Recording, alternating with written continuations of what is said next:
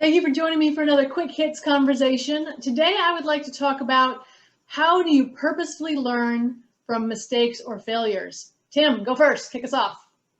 Thank you, Robyn. For me, this is quite personal, and I don't know whether I can speak for anybody else, and we maybe we'll discuss that in a bit. But for me, learning from mistakes is around searching the very inner sanctum of our decision-making process to work out what happened and why. So not sort of a case of, oh well, it was so and so's fault or something like that, but actually going into what in my internal makeup created that mistake to happen. What is it? How can I self-improve, and how can what decisions did I make that are driven by my internal systems that has made this come to this place? Mm-hmm. So there's an internal piece around just thinking through what it is for me as a person that I did. What was the root cause of the mistake? And sometimes that can go back a while. So that feels like a personal reaction to me. I'll be interested to hear what the others think, having started off in that way. Defer to Sarah. Yeah, I was so excited when I saw the topic for today, because the first thing that came to mind was what is even a mistake and who defines it?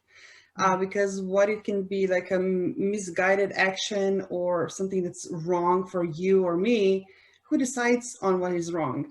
And then I immediately thought about being an athlete, right? Athletes, we learn on our mistakes. You lose a game, you don't just quit the game altogether. You're like, okay, I lost, what can I learn? And it's just this mentality that, like Tim said, you always look inwards. Where can I improve?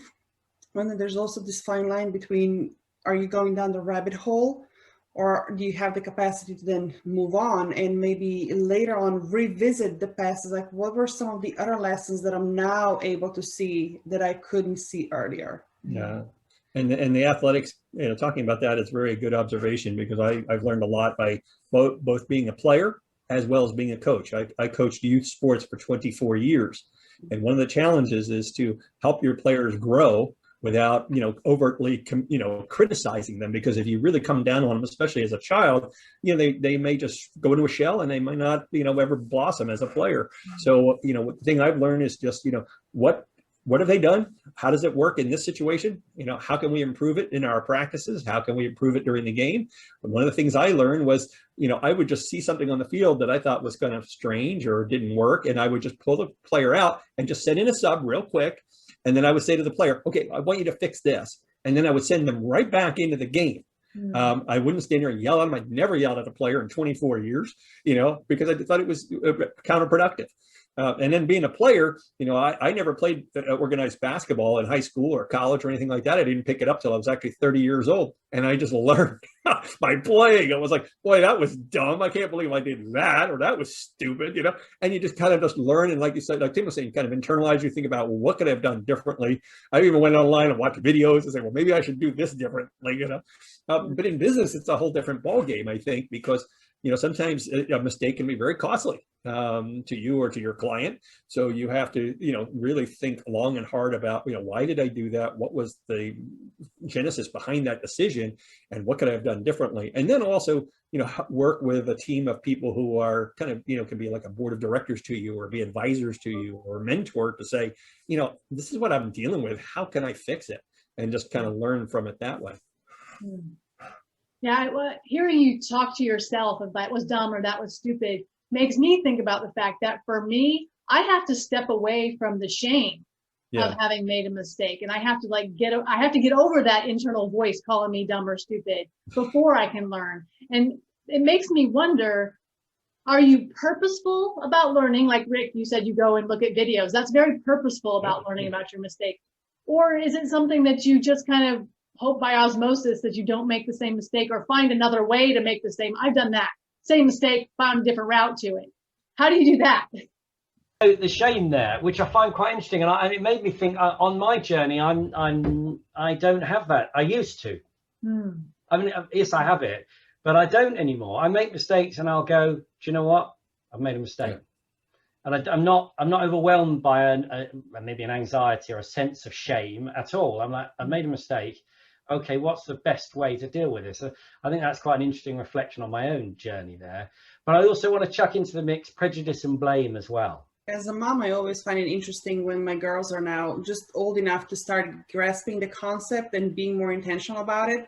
Sometimes they would still slack things off and do it half then, and it's like, oh, it was a mistake. So where's the fine line between, okay, you did something purposely, you can't just blame it, oh, it was a mistake now. So it's a whole different layer of a conversation right there. Yeah, and on the business side, it's important to be able to admit that you made the mistake. Because if you make a mistake, and the client's like, well, why did you do that? You have to be able to take responsibility for it. And, most people will be, accepting of that, unless it's really something colossal, but they'll be like, okay, yeah, let's go fix it. As long as you can admit that you did it, and then you go on and addressed it and corrected it, they're fine. So that's an interesting point. Is the why learning? If you can look at why did I make that mistake, is that learning? Providing the why that you conclude is realistic and true. Because you might conclude that your why, if you're doing it internally, is some sort of twisted sense of the reality, which makes you feel better. And I think that, for me, that's where this whole learning from your mistakes story is really interesting, is when you investigate the why, and when you remove the prejudice and you look at it openly. Do you know, actually I was lazy there, or I was casual, or I could have been better, or it's like it's untapping that vulnerable side, isn't it, to try and find out whether in that space, that's for me where the real learning happens, when you accept that you've made a mistake. So of course some people don't, do they? Some people say, do you know what, I haven't made a mistake, it's not me. So I think acceptance. They're usually politicians, right? Yeah. Yeah, so that challenge, so you use the word prejudice there, Tim. You said it a couple of times. Help me understand how, talk more about that. What prejudice of making a mistake? So our filters that are in the way that make you, so when you admit the mistake, you then go through a process of self-analysis, or whatever you want to call it. And in that self-analysis, we all put our own, because it's all internal, we put prejudice. We must see it through filters. We have to. And what interests me greatly is, what filters am I looking at this through? What am I saying I didn't do? Was I careless in my language there and actually managed to significantly upset somebody?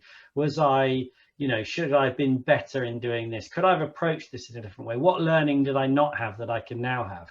And I think you learn that on your own. That ability to do that. Yeah, because it sounds like, is that an internal reflection, or is that something you get feedback on? How does that work? I would do it internally, but you could learn by externalizing it with an appropriate other person. Interesting. And Sarah, you said something too that I wanted to go back to, and I can't remember now what it was. Oh, calling something a mistake when you just were careless, or like your children using, oh, it was a mistake, as an excuse. That's an easy way to not learn.